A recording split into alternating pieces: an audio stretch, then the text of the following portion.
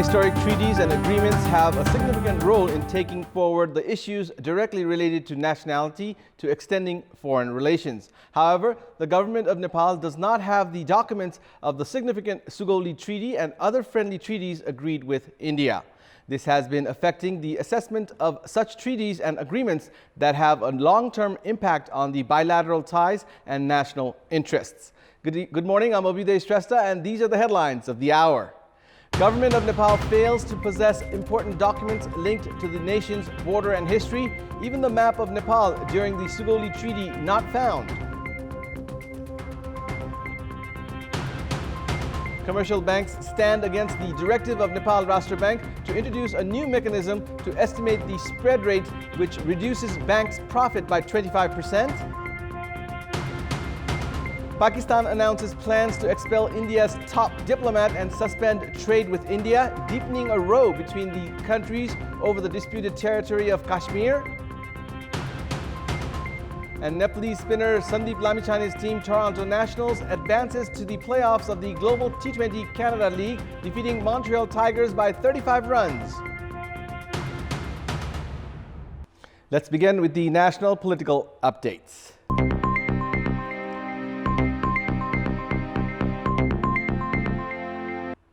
Historic treaties and agreements have a significant role in taking forward the issues directly related to nationality to extending foreign relations. However, Nepal does not have the documents of the significant Sugauli Treaty and other friendly treaties agreed with India. This has been affecting the assessment of such treaties and agreements. Following a war that lasted for 2 years, Nepal and the then East India Company had signed a 9-point Sugauli Treaty back in 1816. It has been 203 years since the treaty was signed. The international boundaries of Nepal were set by the treaty, which was signed at Sugaul, a place near Roxol, India. However, the government of Nepal does not have any documents of the treaty. This has led to uncertainties regarding the statements in the articles of the treaty. The government of Nepal also does not have the original documents of the agreement between Nepal, India and Great Britain signed in 1965 regarding the recruitment of Gorkha armies, the documents of correspondence related to the same issue between the three nations, and the friendly treaty signed between Nepal and India in 1950. The original map of Nepal drawn during the Sugauli Treaty is also missing. These are just a few examples. Despite reaching all the relevant government bodies, the Committee on Delegated Legislation and Government Assurances under the National Assembly still could not find many significant documents. अनुगमन गर्न गइयो ती ठाउँमा ती डकुमेन्टहरू रहेनछन् जसमध्ये सुगौली सन्धि British Gorkha भर्ती सम्बन्धी सन्धि र विभिन्न प्रकारका अन्य सन्धिहरू हामीले खोज्दा अहिलेसम्म पाएका छैनौं. Institutions like the National Archives, Central Library and Kesar Library are responsible for archiving the historic documents. Previously, the Royal Palace also used to have such documents. However, there still is no clarity on which government unit is responsible to record and archive significant documents. के बोल्यो कससँग के लिने भन्यो कससँग के दिने भन्यो त्यो नै भएन भने त मुलुकै रहेन नि. जुन त्यसै कारणले हामीले हाम्रा प्रपर्टीहरूलाई हाम्रा डकुमेन्टहरूलाई दस्तावेजहरूलाई चाहिँ हामीले चाहिँ संरक्षण गर्न नसकेका कारणले नै भनौँ न सुगौली ट्रिटीकै कुरा गरौँ. अस्ति भर्खर 1950 को सन् 1950 को सन्धिको इन्डियासँगको सन्धिकै कुरा गरौँ.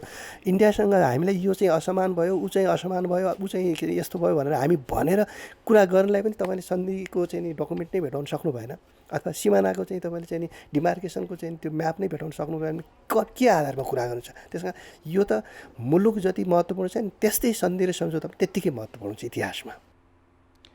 The government is unaware regarding the status of the implementation of the treaties because of the absence of the documents of such treaties and agreements. Historic documents are the foundations for future direction. This is also why the government must refrain from making excuses to the parliamentary committee and make efforts to find and conserve the documents of great significance. We'll take a short break here. We have more news coming up. Welcome back. Banks, despite having welcomed the monetary policy, have stood against the directive of the Nepal Rashtra Bank for the implementation of the policy. Bankers are against the central bank's directive as the new mechanism to estimate the spread rate, the gap between loans and deposits, is to reduce the bank's profit by 25%. Chief executive officers of 28 commercial banks summoned an emergency meeting yesterday and urged the Nepal Rashtra Bank to revisit the calculations for the spread rate. On Monday, the Nepal Rashtra Bank had issued a directive for the commercial banks to implement the arrangements of the monetary policy. The directive included a revised estimation process of the spread rate. Prior to this, the spread rate was calculated by reducing the interest on deposits from the sum of the revenue generated through the government securities and the interest income. Based on the new arrangement, the income through the investment on the government securities will no longer be added to the income through loans. The banks will now have to reduce the interest on deposits from the interest income through loans. This reduces the interest that banks charge on loans. This process is likely to reduce the income of banks by 25%, which figures around 30 billion rupees, and therefore have stood in favor of revisiting the estimation process of the spread rate.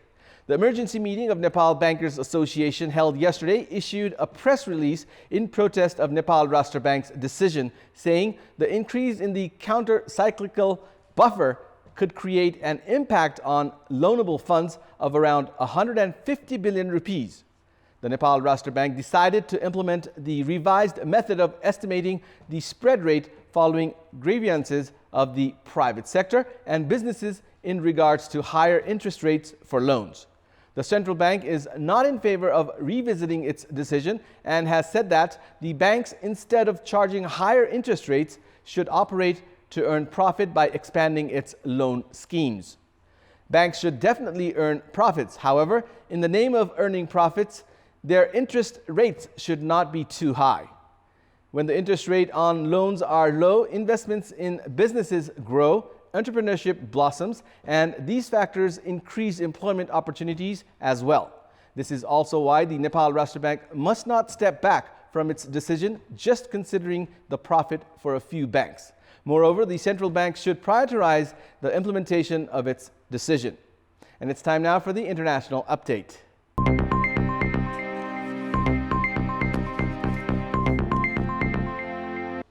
Pakistan has announced plans to expel India's top diplomat and suspend trade with its neighbor, deepening a row between the countries over the disputed territory of Kashmir. Indian-administered Kashmir has been on lockdown since the Indian government decided on Monday to strip the region of its special constitutional status. Phone networks and the internet have been cut off since Sunday evening. Tens of thousands of troops have been patrolling the streets. Instances of protest and stone throwing have been reported despite curfew and communications blackout. Kashmiris in other parts of the country said that they were unable to get through to their families. Local leaders have also been detained. India and Pakistan, both nuclear-armed states, have fought two wars over Kashmir, most recently clashing in a series of aerial attacks over the territory in February. The Himalayan region of Kashmir is claimed in its entirety by both India and Pakistan, but they each control only parts of it. We have more news coming up, but right now it's time for another short break.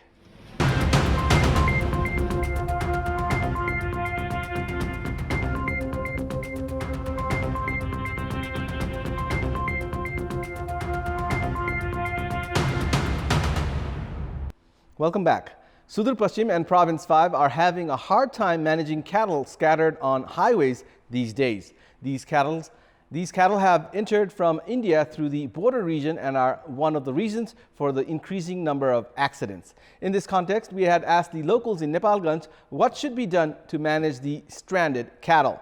Let's take a look at what they had to say. Public voice. छाडा चौपाया नियन्त्रणका लागि नेपालगञ्ज उपमहानगरपालिकाले कान्जी हाउसको व्यवस्थित कान्जी हाउसको निर्माण गर्नु पर्यो। छाडा चौपायाले को कारणले कुनै accident भयो भने त्यसको क्षतिपूर्ति मालिकले तिर्ने व्यवस्था हुनु पर्यो। हामी सजग नागरिक समाज र ट्राफिक पुलिसहरु पनि त्यतिकै जिम्मेवारी हो। आफ्नो वडामा कति जनाले कति किसिमको गाई भैँसी पालेको छ त्यसको पहिला डाटा सङ्कलन गर्नु पर्यो।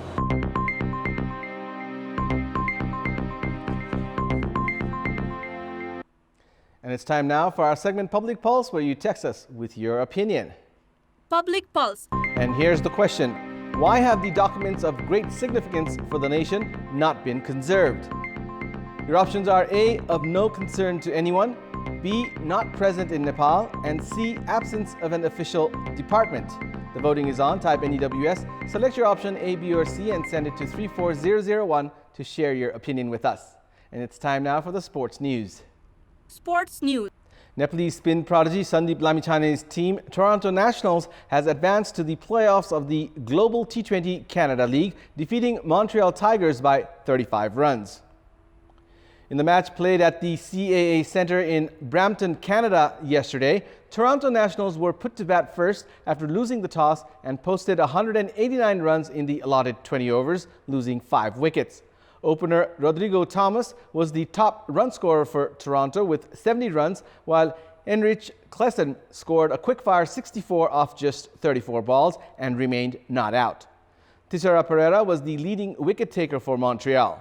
Chasing a target of 190 runs for victory, Montreal Tigers were bowled out for 154 runs in 19.3 overs. Matthew Cross top scored for Montreal with 39 runs, while Dinesh Chandimal added 36. Chris Green and Michelle McClenaghan were the pick-up bowlers for Toronto with 3 wickets each. Sandeep Lamichane claimed a wicket in the match by conceding 25 runs in his 3-over spell. Meanwhile, Nepalese bowler Sompal Kami's team, Winnipeg Hawks, has also qualified for the playoffs. And it's time now for the special segment, Glorious History.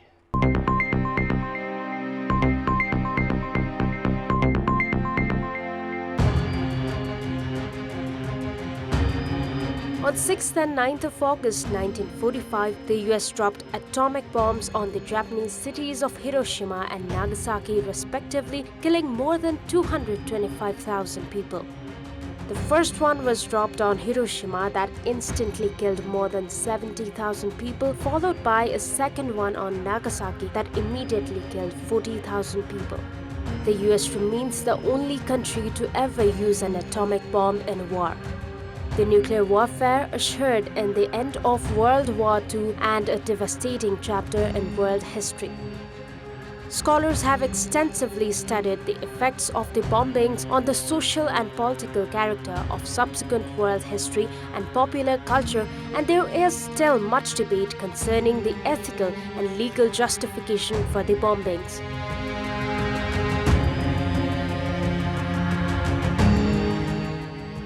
On 5th of August 1962, American actress, model, and singer Marilyn Monroe was found dead in the bedroom of her Los Angeles home. According to the toxicology report, her death was first ruled a probable suicide caused by an overdose of sleeping pills. The possibility that Monroe had accidentally overdosed was, however, ruled out later because the dosages found in her body was several times over the lethal limit. Monroe was an international star, and her sudden death was front-page news in the United States and Europe. In the following decades, several conspiracy theories, including murder and accidental overdose, have been introduced to contradict suicide as the cause of Monroe's death. On 4th of August 2018, China banned Disney's Christopher Robin, the new Winnie the Pooh movie, apparently because Chinese President Xi Jinping was furious at the string of memes comparing him to Winnie the Pooh. No reason was given for the decision, but government censors had blocked images comparing Pooh and Xi Jinping after bloggers used the bear to parody the Chinese president. The infamous meme that went viral showed an offhand picture of Xi Jinping walking side by side with then-President Barack Obama in 2013 next to a picture of Pooh walking with Tigger. The image was widely circulated by bloggers last summer and quickly became a symbol of the resistance in China with foes of the ruling Communist Party. As a result, the country's censors went into overdrive and authorities began blocking pictures of Winnie the Pooh on social media. This is Bipashna Tamang for Kantipur News Desk.